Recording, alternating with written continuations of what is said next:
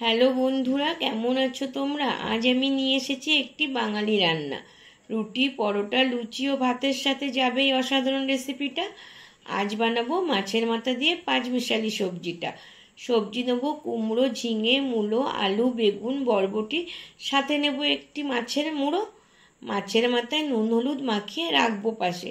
একে একে সব সবজিগুলো নেবো ভেজে।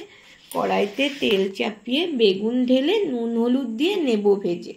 মিশিয়ে দেব বরবটি, নেব নাড়াচাড়া করে।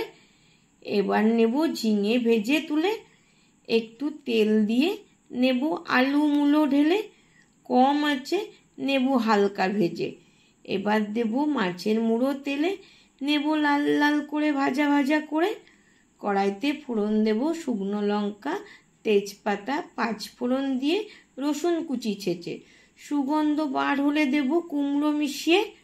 একটু ভাজা হলে দেব আদা বাটা মিশিয়ে। কিছুক্ষণ ভেজে বেগুন বাদে সব সবজি দেব ঢেলে। নুন হলুদ মিশিয়ে কম আঁচে সময় ধরে নেব সিদ্ধ করে।